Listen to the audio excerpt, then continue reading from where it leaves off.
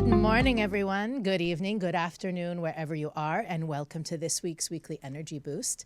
My name is Elisheva, and I am here this morning with David and a special guest that is a pretty frequent guest, actually, Daniel Naor. We'll get into what Daniel's here to share with us in a moment. I want to take a second, first of all, to welcome those of you who are joining us for the first time. The Weekly Energy Boost is a 7-day spiritual energy forecast based upon the ancient wisdom of Kabbalah. So even though the secrets and wisdom that we share is thousands of years old, we do our best to make it practical and easily applied to our modern day lives. I wanted to start the show by saying, first of all, that this is our 150th episode. Yes. Keep it going. Okay, maybe now that's enough. Simmer down, everybody. That was intense. So what's really amazing, I realized on the way over here, is that if I'm not mistaken, Daniel was actually on the first episode that was a podcast. We had been doing the show for about 6 months just on Facebook, and then when we moved it to a podcast platform, I'm pretty sure it was November 17th, 2017. Wow, keeping track. Not that I'm holding on to any, not that I'm holding on to the past. And I love being here. Well, it's really an honor and a pleasure to have you. And I have to say, looking at the past years, we've really leapt and bounded. We've grown by leaps and bounds. And I just want to read you a couple statistics so that your minds can be blown as we try to blow the limiting thoughts out of our minds this week. First of all, we are regularly number one in the spirituality charts on podcasts all the time. Okay. Now, nice. I want to tell you all the countries that we are number one in on a regular basis. You ready? So if you're listening and you're from one of these countries, let us know. Mexico. We're in the top 5 in Mexico basically every week. Ireland, Belgium, Wow. Portugal, Israel, Romania, Kuwait, the Dominican Republic, Luxembourg, Lebanon, Bermuda, Turkey, and Mali. We are on a regular basis on the number one. We are the number one on a regular basis. In Nigeria. I think we're in Nigeria too. No, not regularly. No. Depends on the topic, apparently. We're number 2 there. But no, it's just mind-blowing how, we sit in this little studio in Burbank, California, and how far we can reach. What an amazing thing that is for technology, and how it's a small world after all, believe it or not. But what we're really here to talk about. By the way, you know what the most popular episode we've done? Tell us. You want to guess, David? What's the most popular episode? What's the topic? I won't make you know the title of the show, but what's the topic of our most? I don't know. Releasing anger and blame.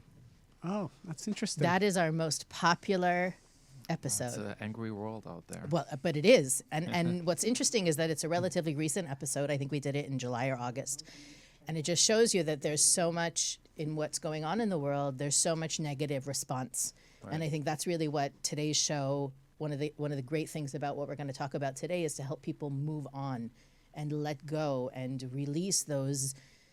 To me, it's programming. We somehow get programmed along the way to feel justified in our anger, or that we're a victim, or we can't do anything about a situation, even though the universe is constantly. I feel that a lot of the message of 2020 is you can't control anything but yourself, right? All the things that were predictable and stable in our lives disappeared this year, and so we have the time to really focus on ourselves. And I think that's one of the big overarching themes of the year is focus on you, go inward, and that's really what today is about. We're kind of forced to do that, right? Well, it would have been easier if we chose it. Apparently, the universe decided we needed a timeline to get it done. All right, give us some secrets. Me? I think it's Daniel going to start. Well, it's Daniel. You want to start? Well, first of all, Daniel, we called him last time he was on the show. We called him the dissonance doctor. Dissonance, we've spoken about this on the show, really relates to the idea that, our inner and outer worlds aren't usually aligned, right? We say we want one thing, but our internal dialogue, belief system, even emotional state interferes with the manifestation of what we want. And David uses the example of smoking or anything else, we know if we know it's bad, but we still do it, there's a dissonance there. And so Daniel, in his work with individuals, focuses on helping people identify and then heal those beliefs. But today we one of the things that what Daniel's sessions are called tikkun healing, right? The overarching field, it's called tikkun healing. Tikkun, according to Kabbalah, is our soul's, what our soul came to do, both the transformation and the sharing and the unique gifts that each one of us has. So we decided that Daniel is a tikkun doula. He helps you birth the awareness on your tikkun. And we also want to congratulate David, who is now the dad of babies 3 and 4. Yeah, no, leave the applause, Talk please. about the tikkun doula. Right, so Two kids at David, once. since last week's show, David became a dad again. And again. And again. And again. Moments apart. You have now 4 under 4, is that 4 under 3, I think. right? Oh my goodness. Oh, my goodness. Yeah. Yeah. So I have a whole show about that, raising So twins. If you see him like a little bit tired here and there, it's give him some credit. right, maybe he'll be a little bit quiet today. No, just kidding. So Daniel, can you tell us first a little bit about how you got started doing this? What inspired you to move into focusing? Because there's a little bit of it that we all do with in our one-on-one work with people, but you have found these ways to get really deep and provide this service that helps people launch them into a process or a trajectory that takes them really to the next level. Yeah. So what inspired me really is the work that I did on myself, and I realized it's all about belief systems. It's all about self-images, how we perceive ourselves.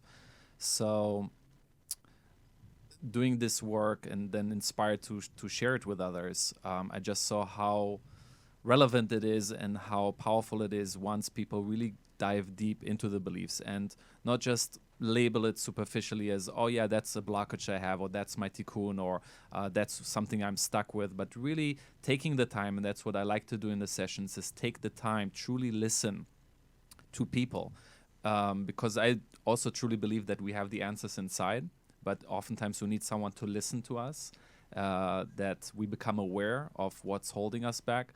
So truly listening and identifying the root cause limiting beliefs, where they started, right? And many times there are access points in our life, early childhood, that and then we can see the pattern, and that's how we know it's a tikkun, right? By definition, tikkun is something that is uncomfortable and repetitive. So to take the time to go deep into that, and I think today we wanted to focus on what I developed as a second session, as a follow-up, because after that I was inspired to actually because I'm really, really inspired to help people in a sense of change and transform.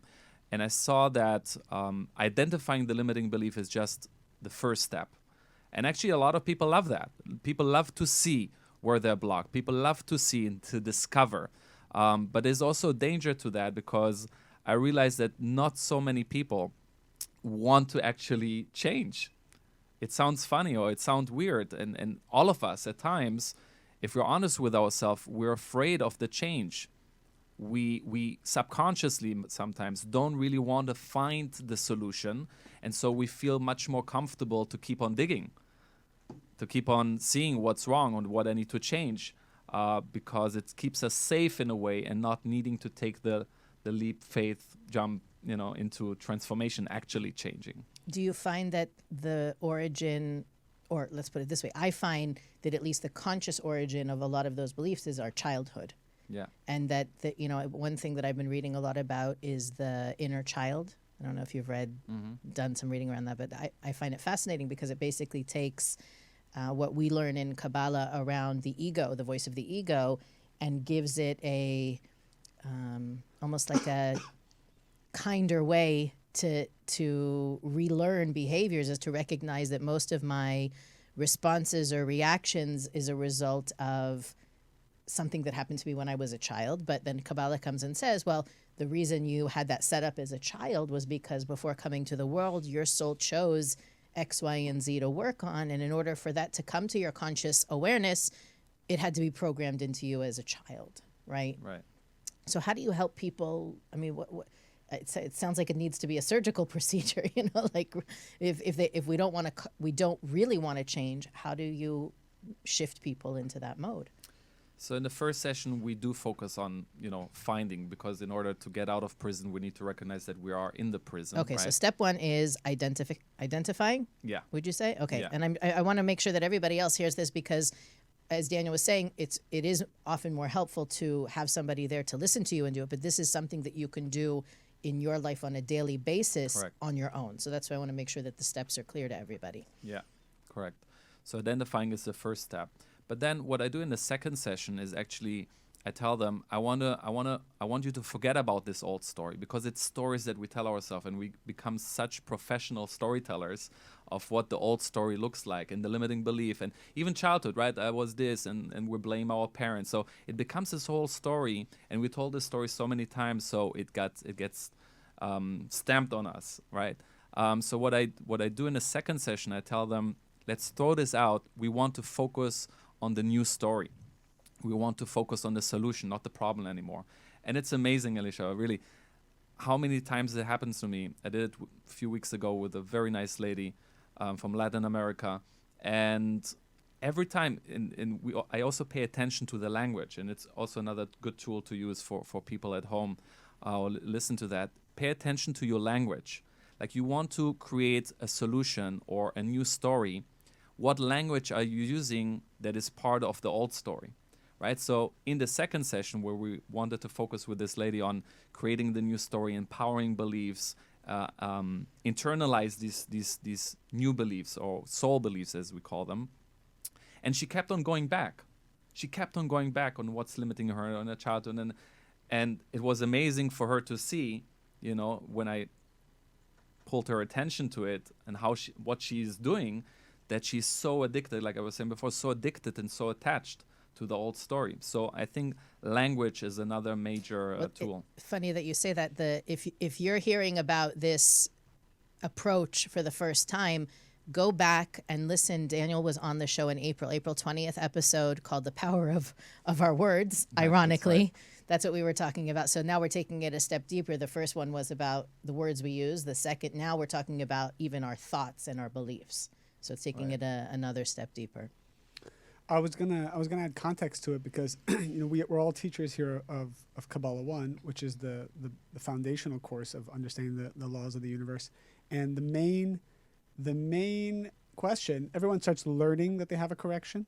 They realize that the thing that they need to correct is what's blocking them in their lives. So whether it be they lack fulfillment and blessings in relationships, with just general peace of mind. Maybe they have anxiety, they have stress, they have bouts of sadness, or it could just be physical blockage. They can't manifest things in their lives. They learn through Kabbalah that it has to do with something on a soul level, that if they 100% look inside, identify it, as Daniel said, and then work on transforming, which is very methodical, then the external blockage will be removed. That's not common sense for most people, because the way that the illusion of this world is, and it's illusion because we think it's one thing when in reality it's something else. So the illusion of this world is a blockage that is external needs to be dealt with externally.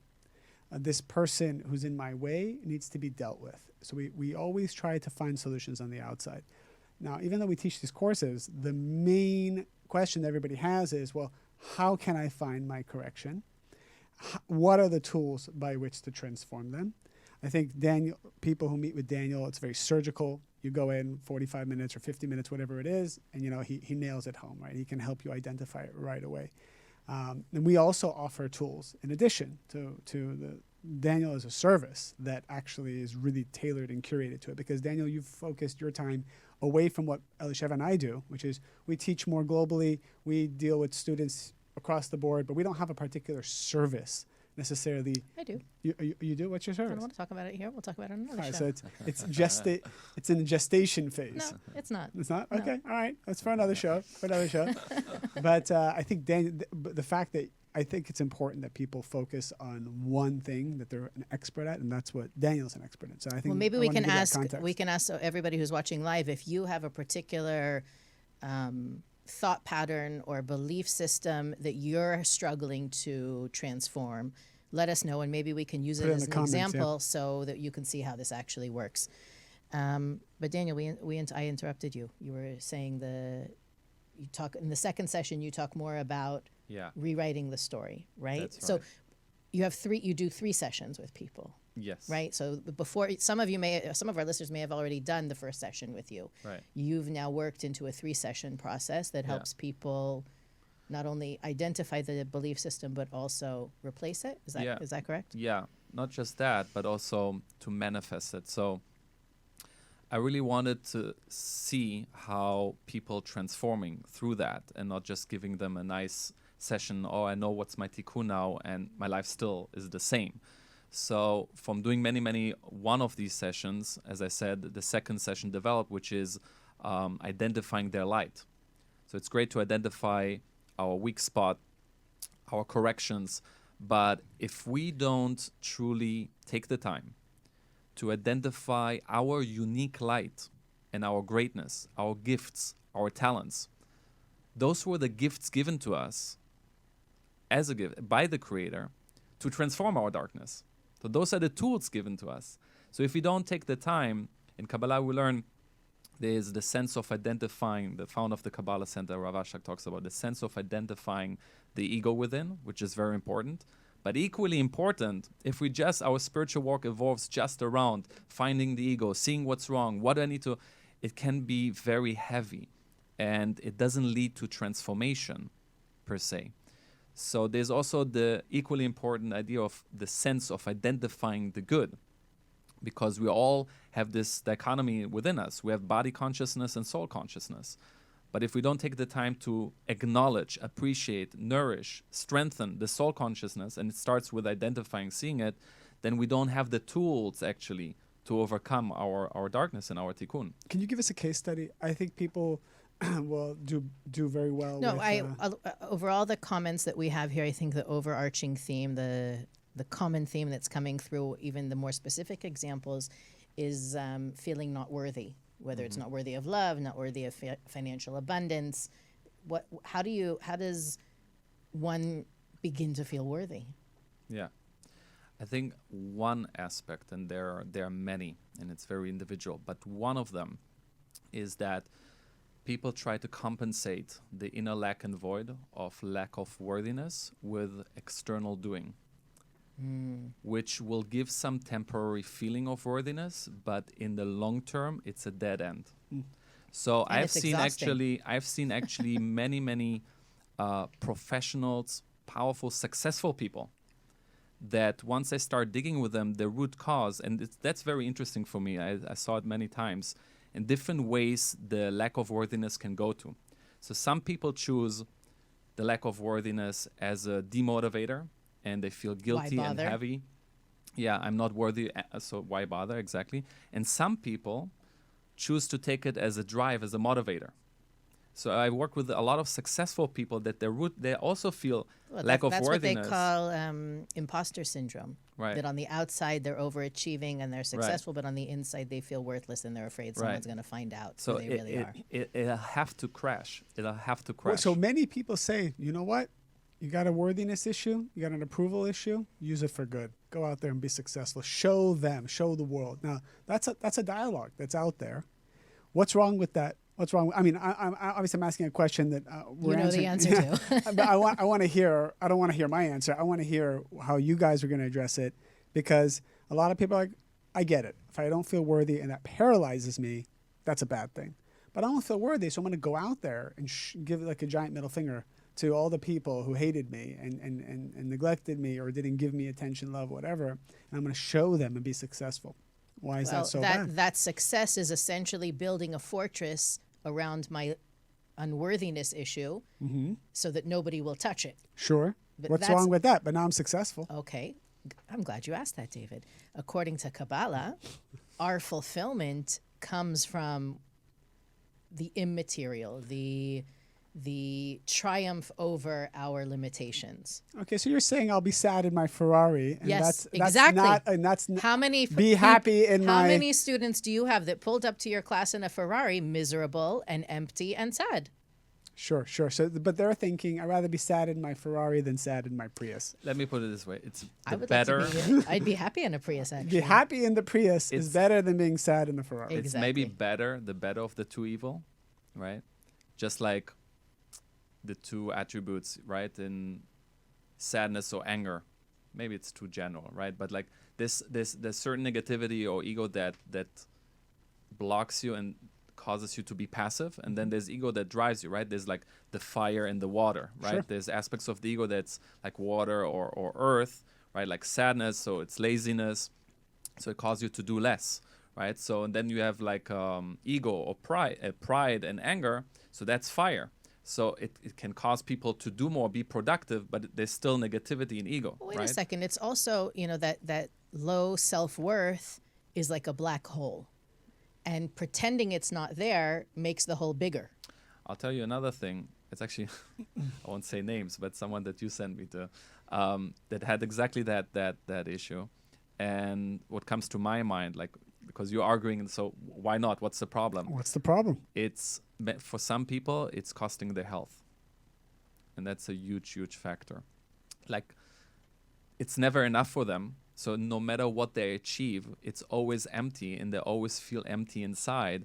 And many times that's a root cause for physical issues. Yeah, and I want to add something to this based on what we learn in Kabbalah is that who's your master? Because at the end of the day, if you're serving your tikkun, we also give it another name. We call it the klipot, the shells, the negative forces. If you're serving your master, and your master is that lack, what ultimately is happening is you're feeding a constant black hole, and that's why there will be it's built on a house of cards. It's basically a house of cards. It's going to fall apart at some point. Of course, there's the ramifications in terms of health. The person always feels like something's not enough, and they're not connected to the light of the Creator. That's what we're talking about. Their master, the person they're serving, the force that they're serving is not the light of the Creator, and everyone's serving a force. So if everyone who's listening to us right now, It's like the Cherokee parable about the two wolves. Who are you feeding? I think I know what you're talking about. Well, everyone I need a listening moment. does. I needed a moment. And we should probably hear that story. But everyone, No, not a need. Everyone knows it. everybody needs to realize that they're serving something. So either you're serving some kind of fear, or this is what we're teaching, that people will start to have a relationship with the Creator, with the light of the Creator that we talk about, which is pretty novel for most people. What does that mean? I mean, religion took it one direction, which was a good starting point. But spirituality takes it the distance to help people understand, what does that mean, have a relationship with the Creator? And that's where fear is. Every place you have fear means that you're serving the negative side. That's the rule. When there's fear, and it could be good fear. People have fear of like losing a loved one, or it could be fear of losing things that are positive. All fear means that even the relationship I have with that thing, somehow that relationship is serving the negative side of me. And as a result, I'm not free. I'm not experiencing the endless light of the Creator. So That's also pretty much the answer to self-worth or self-esteem, is to realize it's I'm not worthy because of what I do and what I have or don't have. I'm worthy because I have a spark of the Creator within me. And there's a part within me, and it sounds cliche or like we hear it a lot, but unless a person really gets to a place where they feel it, and that's why it takes time. We need like a whole session or two, like to build it, to feel it. Because like you said, we've built so many walls and covers around it. But it's to your point, David, like to realize that we have that perfected spark within us, and that spark is worthy. And that spark wants to connect to the Creator and do that work, and that spark is not afraid. So, and I want to give some practical tools, because people are asking, well, how do we get rid of that lack? And I want to give some practical tools now, and I would like commentary from both of you, especially you, Daniel, with what you do in your sessions. But let's say there's a story that I can share to kind of like make this a parable. Most people find their lack and then are pushed to transform them when something external happens to them. So when a person goes through pain or something's taken away, or there's this thought that something might be taken away, that all of a sudden accelerates that person's process to say, okay, what's going on here? What do I need to change? Apparently whatever I've been doing is not right, or it needs to be improved and optimized. And it's very much like a father who has a relationship with his son, and imagine there's several types of sons. Let's say there's 3 different types of sons. And the first son, when he makes a mistake, obviously the father knows that the father has to reprimand the son so that the son learns and grows up to be a person that is proud of his work, and he's a good person and is on the right path. So that when the father reprimands the son is uncomfortable. So he just appeases his father and says, okay, I'm going to change it. Don't worry, I won't do it again, because he's uncomfortable in that moment. He wants to just get out of it. So that's the first type of pain, and the way we react to pain. We go through pain. We don't like it. We want to get it over with. We'll listen to a show. We'll talk to a teacher. We'll just say, how can I get out of this situation? How do I just get this thing? How do I get my relationship? How do I just get out of this financial mess? And I want everybody, as you hear these examples, to find where they are in their lives. That's the firefighter. What? That's the firefighter. You Something just is wrong. Let's put out the fire. Help me put out the fire quickly. It's burning. It has nothing to do with the relationship with the father. They're just uncomfortable. They don't want to be judged. They don't want to be in this situation. I just want to get out of it. And they're not looking at it from the bigger picture of how do I prevent it. They just wait for the fire to start, and then they look for how to They're put more it sorry out. that they got caught than the fact that they have something that they need to proactively change.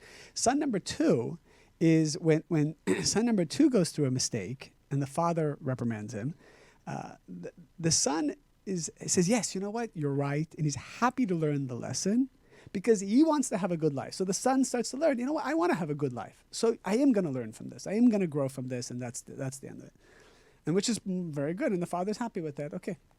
The third son is not only happy to learn the lesson, but he's happy because he wants to get closer. It's like he respects his father. He's not doing it because he wants to be comfortable in his life. He actually wants to get close to his father. He wants to have similarity of form. He respects and loves his father. So this is like a very high level of spirituality. This is when we go through pain and chaos, we realize, wow, this pain I'm going through is because I need to get closer in the big way to the light of the Creator. It's not just about fixing this or fixing that so I can have a good life. Because a lot of people use Kabbalah. Have relief. Or have relief, exactly. 'Cause a lot of people use Kabbalah, especially in the beginning. How do I get miracles? Because Kabbalah is a miracle-making tool. You're learning the laws of the universe. It's directly from the original source of the Bible, the deepest secrets, and you're learning how to change this world. So it's very powerful, but in the beginning, people use it to get comfortable. Now, what's the fourth son, which is the most powerful? The fourth son, every day. Now that you have 4, you can Now that I have it's 4. a daughter. The fourth one's a daughter. The fourth one's the daughter, right? Because I have 3 boys and a girl now. So the daughter, the daughter's very smart because we know course that she is. we Let's know come that the female is on a higher spiritual level. So the daughter says. I love how you say that under your breath. So the daughter is basically saying, every day she takes inventory and audits herself and looks for any potential source of what could be a problem and goes to her father and says, Dad, I'm having some issues here. I know I got this anger issue. I know I got this problem, that problem. I don't know what to do about it, right? I don't feel the urgency even to change it because life is good. I need your help and your guidance about how to proactively get ahead of this before I make a mistake. This is the most powerful position to be in. The first 3 are reactive, although still spiritual on some level. The fourth, what the daughter did, is very powerful, and most people don't do it. Of course it is. It's very and why I'm sharing that is because people want to know how to overcome their blockages, and they want to know what they need to do about it. And the advice I gave it to 2 of my students this morning. The advice is, whether you want to or not, whether you're busy or not, you got to take 10 minutes minimum every morning and start to take inventory of potential issues, potential tikkun, stuff that's just poking its head but is not a big deal.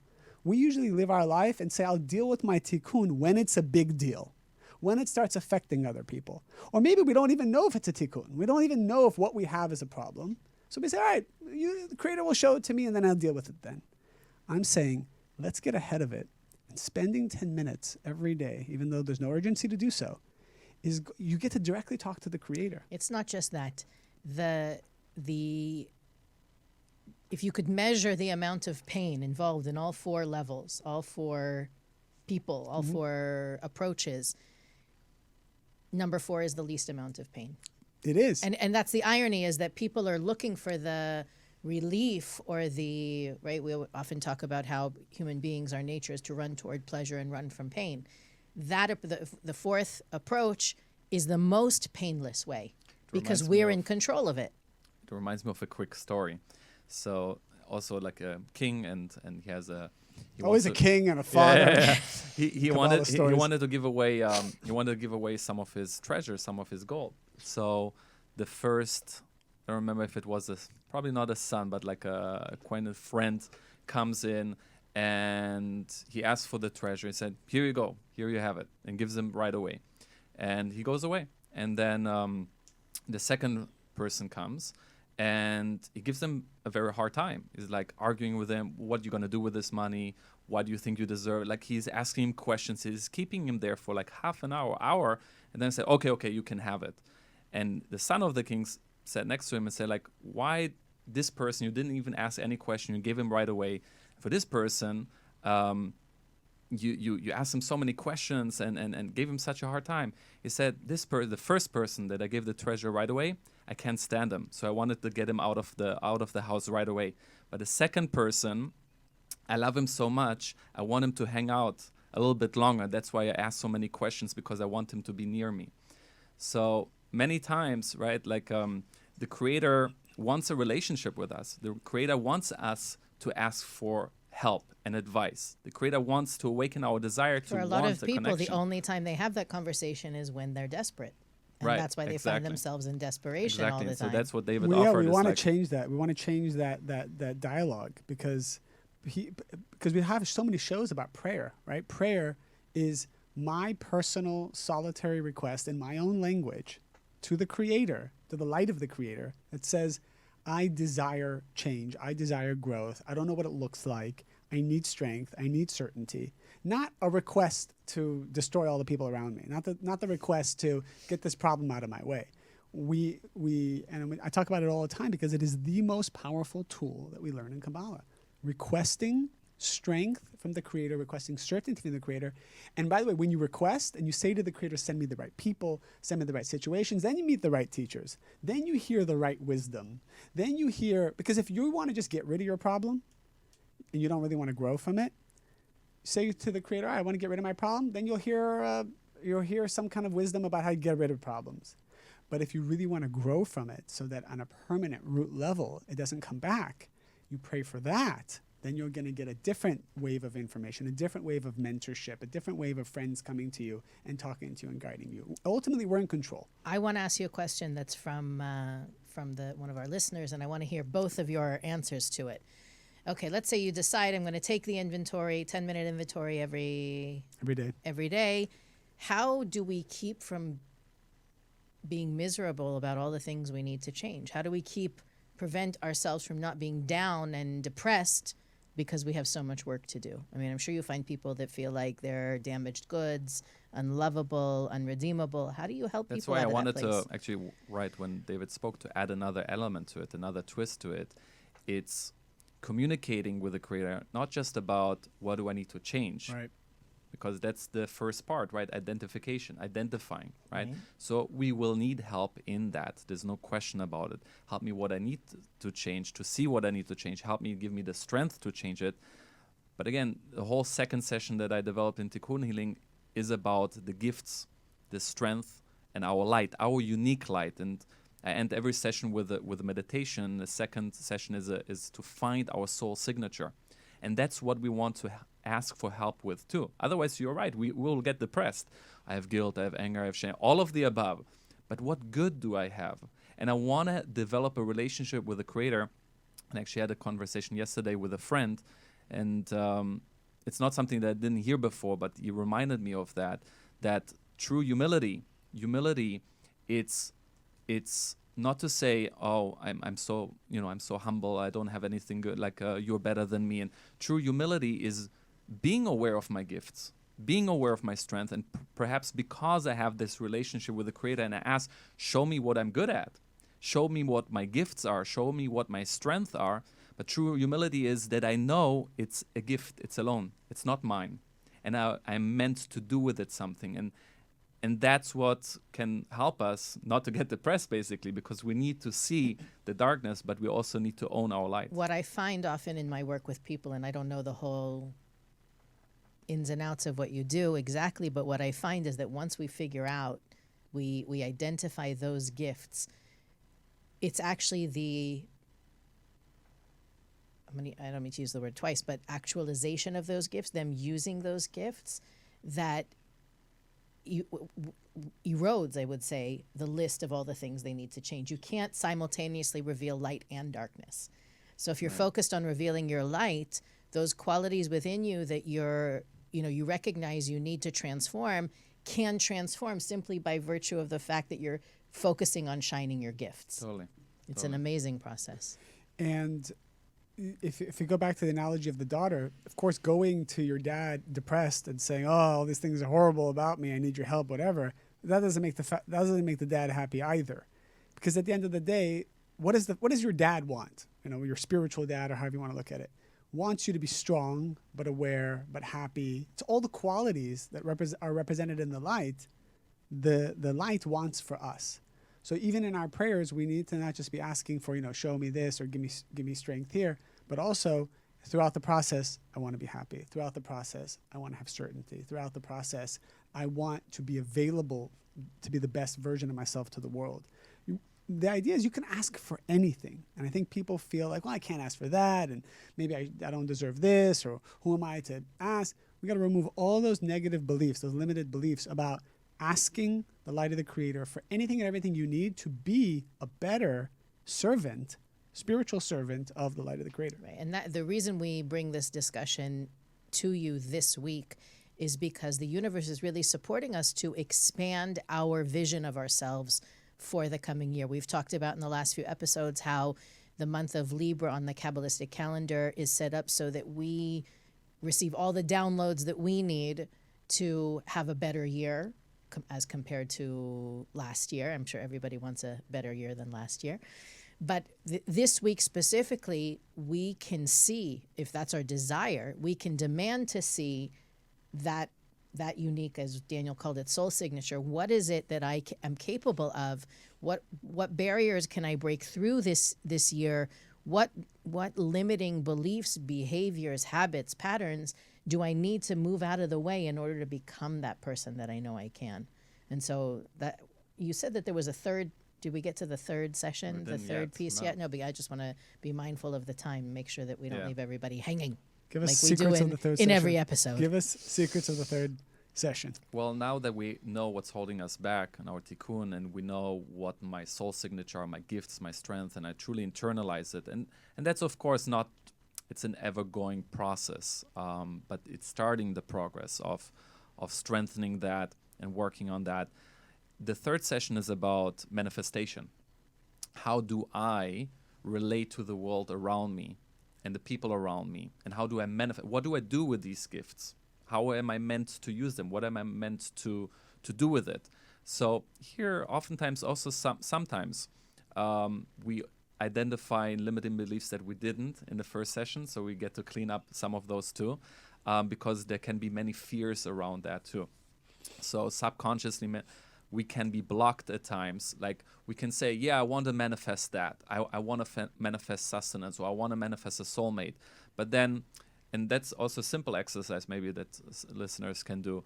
If you visualize yourself being there already, you visualize yourself being that person, and then you can try to visualize how would people react to the new you, to yourself that is confident, to yourself that is really here to help, to shine unconditionally, whatever that is. And sometimes you'll identify or see that some people might not like that new you. So subconsciously, you hold yourself back because you're afraid of criticism. You still want to be liked. You don't want to be alone. What if I'm the new alone. me and everybody walks Fear away? This one, Elisheva, is huge. The fear of being alone. People associate the problems that they have. The feelings that are associated to that is loyalty and innocence.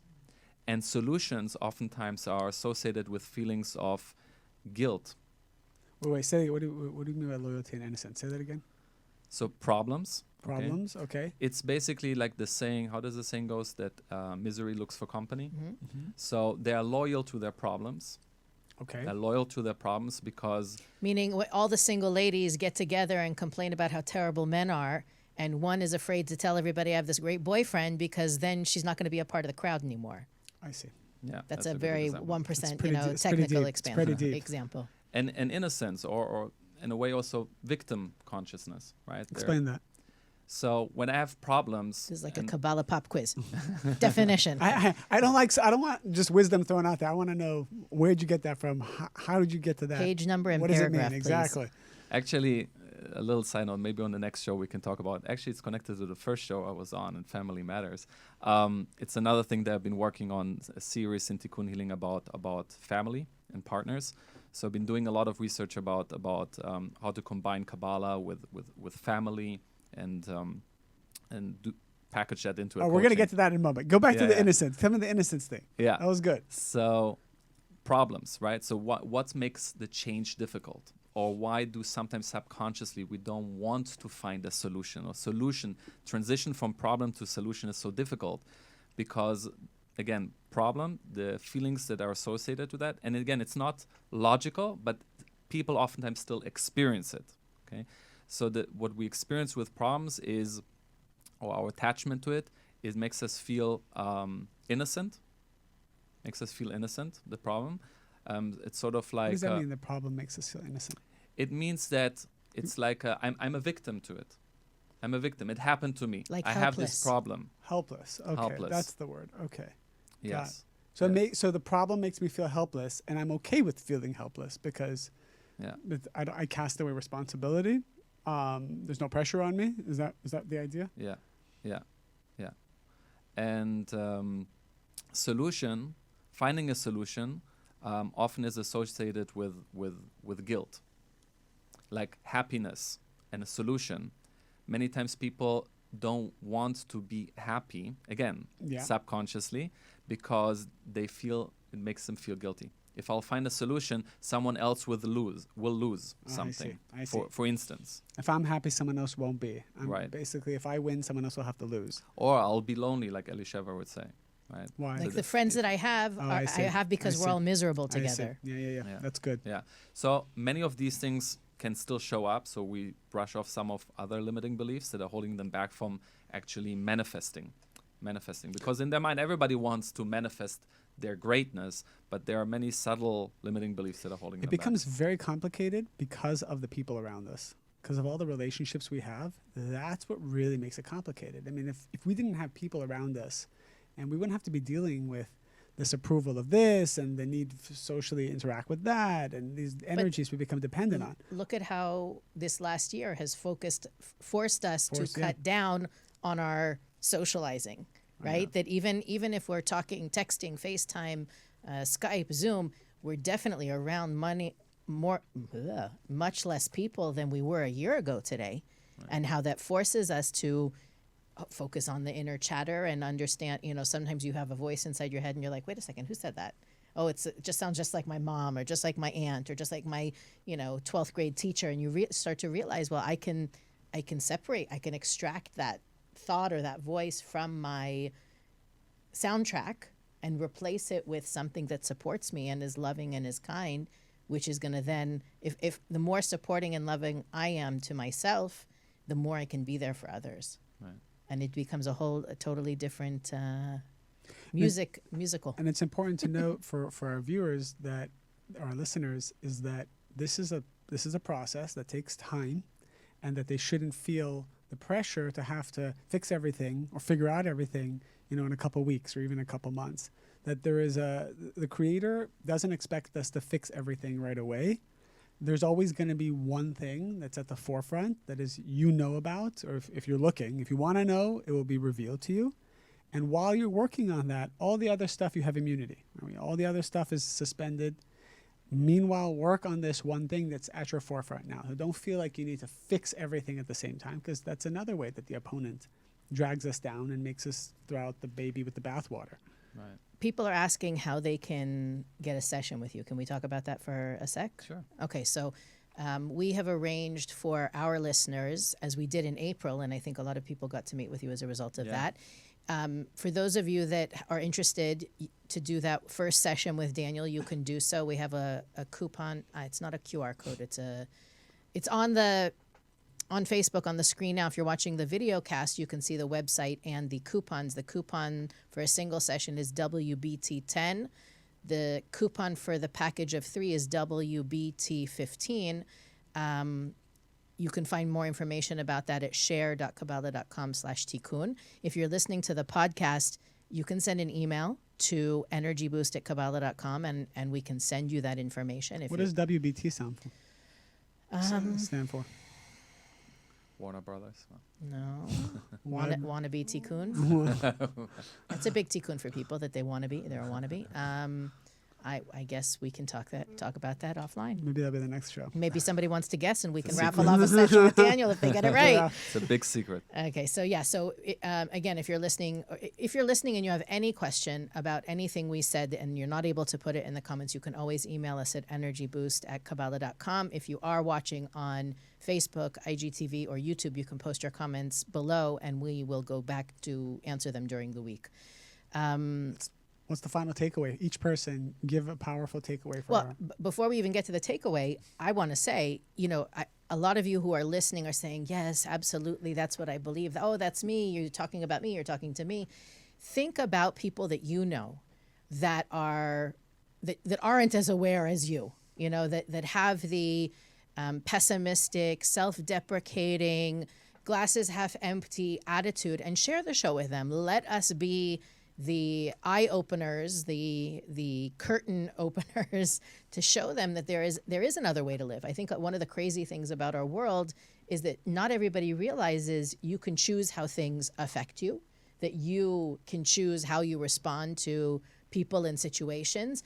And the first step in making change is that realization that I get to write my story. And I think that's a big takeaway from the sessions with you, right? Yeah, absolutely.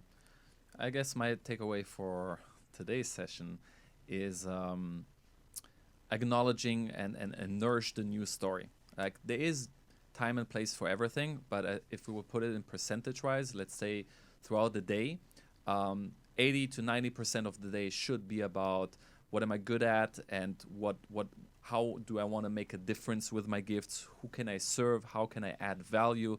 Like empowering myself to empower others. And then 5 to 10% at the end of the day before I go to sleep, I say, okay, where do I suck? Where is my darkness? Yeah, I usually do it at night also. My mornings are a little hectic for self-reflection, but at night when history is fresh, that's when I do my best work. Yeah. I like the morning to be what I need help with so that I don't make the mistake today.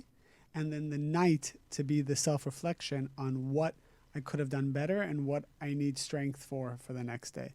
So, because in the morning there's a reset button. Mm-hmm.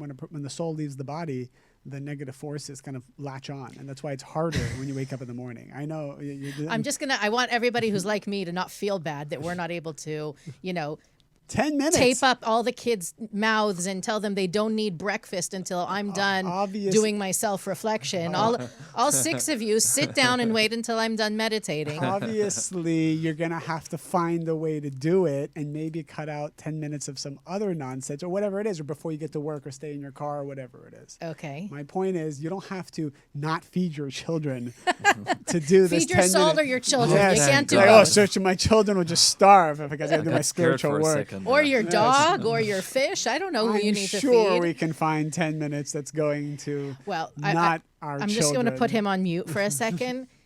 When I was a younger person without a family to feed, one of my mentors told me that you can actually before you go to sleep, you can send, with your prayer and your meditation, send light to yourself tomorrow. That's right. So that you can do all the things that you're reflecting that you can do better. And so one of the powerful lessons that I got from that is that if you can make those last few minutes before you go to bed a spiritual experience, you actually make your sleep a more spiritual experience. And we will have to have another episode about that.